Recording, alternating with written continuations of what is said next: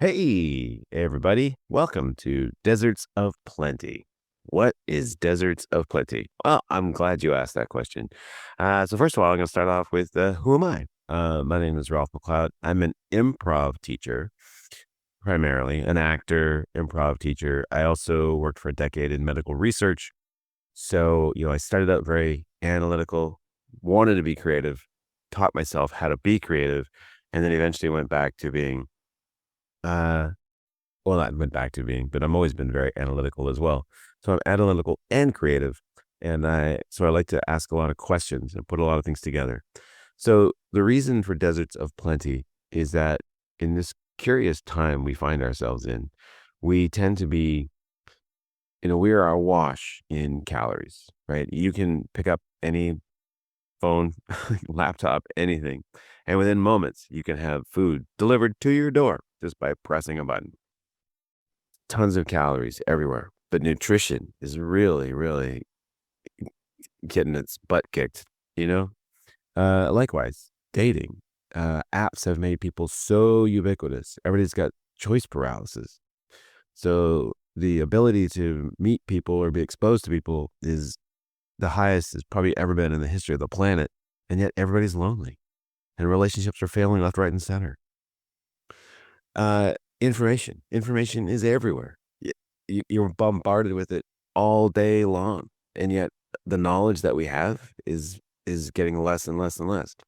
It's in uh, Nassim Nicholas Taleb's book, The Black Swan. He makes this comment about like the more newspapers you read, the less you know, and that's absolutely true. When I heard that, I was like, that's absolutely true.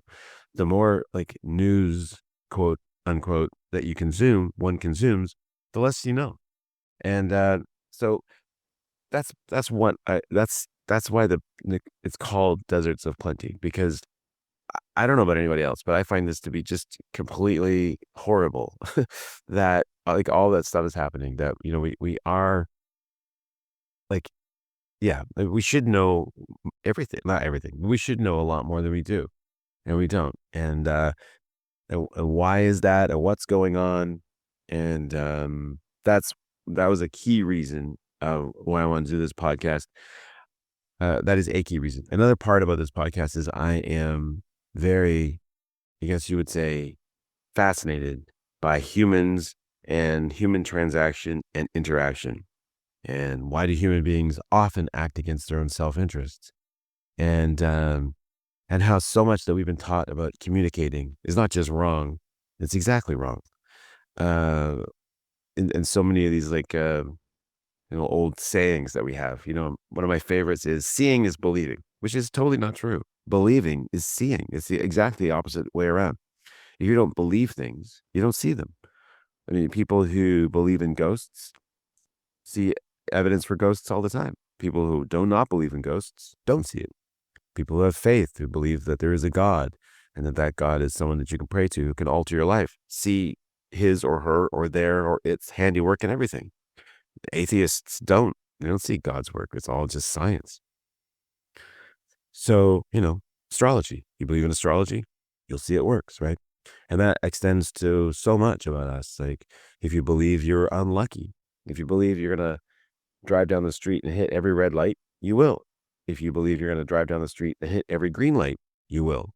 In truth, you're hitting the same number of red and green lights as everybody else, but you only remember the ones that, support your bias.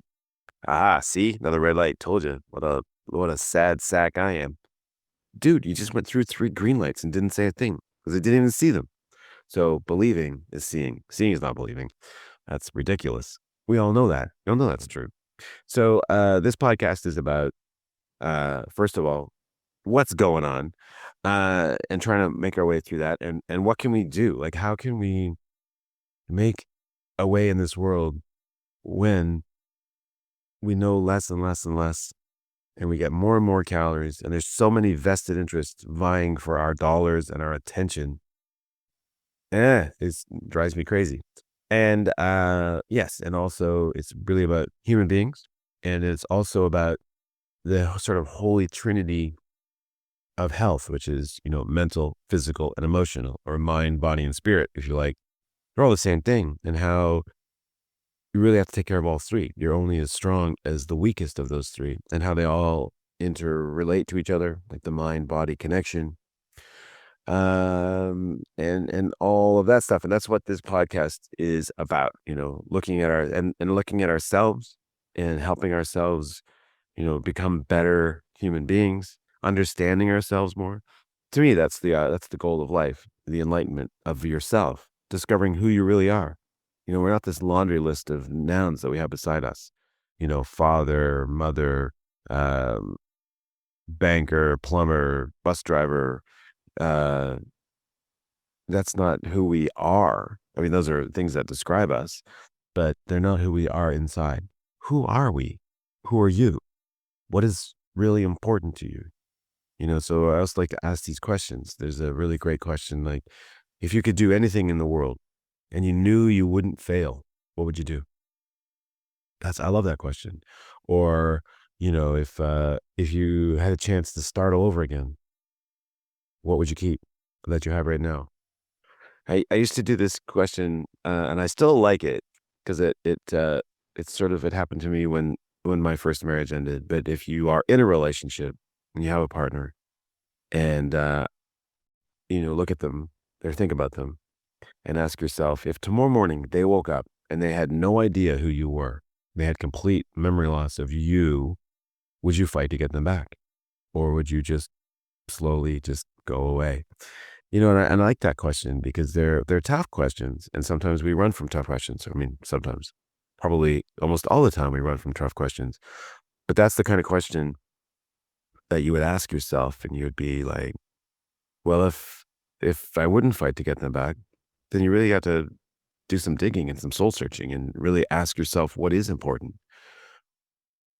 So another part of this podcast is about overcoming adversity. In my own experience, I look back at some of the worst things that ever happened to me in the moment became later on the best thing that ever happened to me.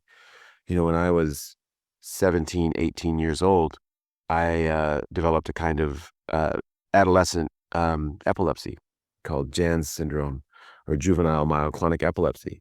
And when you're 18 and you're just leaving home, and it's literally my first year of college, and I was devastating, you know. But because of that, I had to see a doctor at least once a year to get my medication levels checked, and I had to take better care of myself because these seizures were exacerbated by not getting enough sleep, by poor nutrition, and by drinking alcohol. And so I had to temper those things, or temper the alcohol, and then make sure I got sleep. Because if I didn't, a seizure was much more prone, much more likely to happen.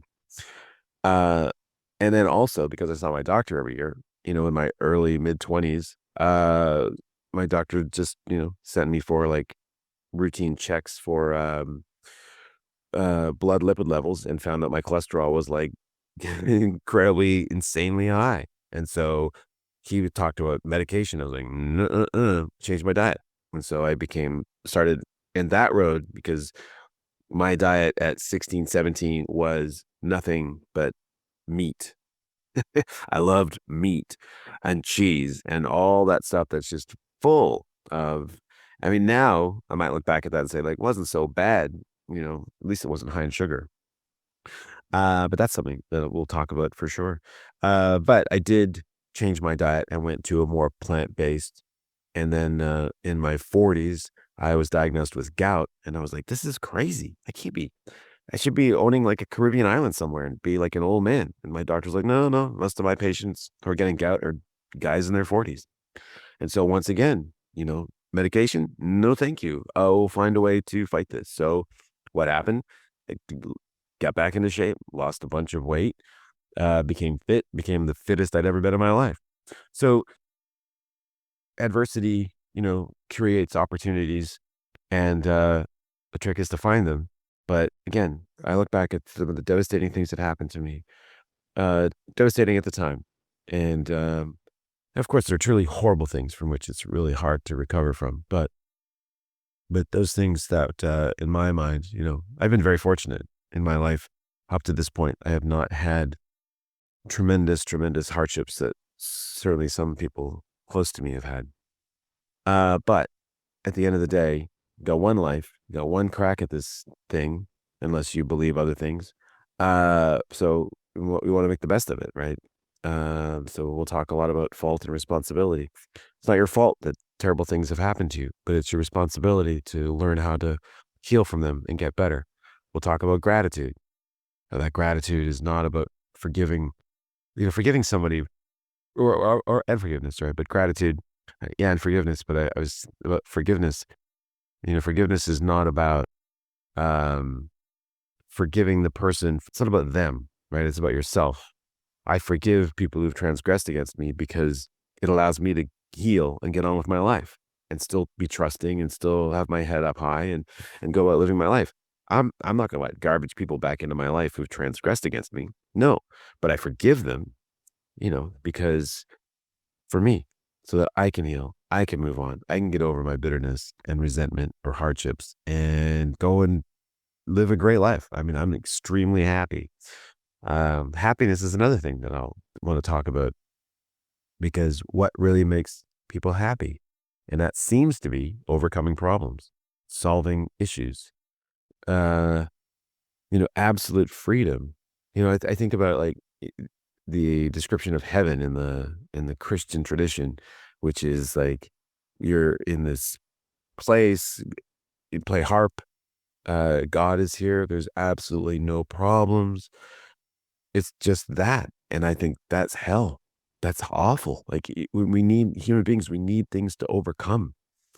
We need struggles to fight against because that's where happiness lies.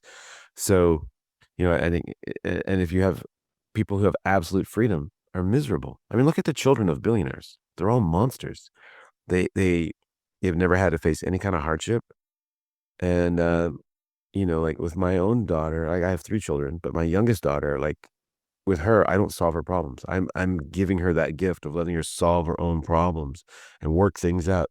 Obviously, if she gets something that's really hard, I'm here. I have her back. But by and large, I stay out of it and I let her work through and solve her own things. And then we talk about it. And she's learned so much resilience and she's learned so much about how to deal with people. And she's only 9 years old. But I never give advice. If I ever sound on here that I'm giving you advice, I'm not. I'm just proposing things that people do. But I don't know you. I don't know your life. I don't know anything uh, about that, and so I don't give advice. I, but it might sound like sometimes I do. But when it comes to children, again, not advice, but I feel like I'm giving my daughter a huge gift by letting her solve her own problems. So that's by and large what the whole thing is going to be about. It's about self discovery, getting better, healing, figuring out how to live in this crazy mixed up world, how to keep your sanity and how to find true inner peace and happiness and enlightenment and all that. My goal is to become like Buddha or Jesus, and just have an ego that becomes infinite or zero, whatever way you like to think about it. Where you know I am completely bulletproof and in the sense of like nothing can hurt me, which is not true. There will always be things that'll hurt me, but sticks and stones will hurt me. But just to become totally at peace and happy with and fine with everything that happens outside, of course, the really horrible things like my own mortality, my own health, and the mortality and health of those very close to me. Of course, those are always going to be things that are gonna just, there's no looking at that and going like, oh, here's something I can take from that. I mean, even then, I guess there is something that you can learn about yourself in moments like that. But I'm not going to address, moments like that, end of life stuff, horrible illness stuff, because thankfully I've had very little experience with it so far. And I hope that continues for as long as I shall live. Anyway, if anything here sounds interesting to you, please come on this journey with me. More than welcome. I'm going to keep these short, 10 to 15 minutes, maybe 20 minutes. Occasionally, I will try to have guests on. people that I enjoy talking to about deep things. We're gonna talk a lot about narcissism and narcissists and psychopaths and sociopaths and how to manufacture that. Also gonna talk a lot about my personal favorite personality type, the empath. That's me, the savior or empath or martyr, whatever word you like to use. And I find that fascinating because every empath I talk to is like talking to myself. Anyway, this podcast will come out once a week. Please send questions. You can reach me at well, on the whatever podcast you're put the question there. Or email me. You can always reach me at ralph@socap.ca. That's SOCAP as in Peter.ca. SOCAP is my comedy club. I teach improv. And a lot of the discoveries I've made about human beings have come from improv, and also getting able to get on stage and role play certain things like being a narcissist. It's fun. On stage where it's safe, not in real life. Anyway, I'm really looking forward to this journey, and I hope you come along with me for part of it or all of it. And I would love to talk about this stuff. So anything that's on your mind, send it on my way. All right. Be safe, be well, be kind to each other. Bye.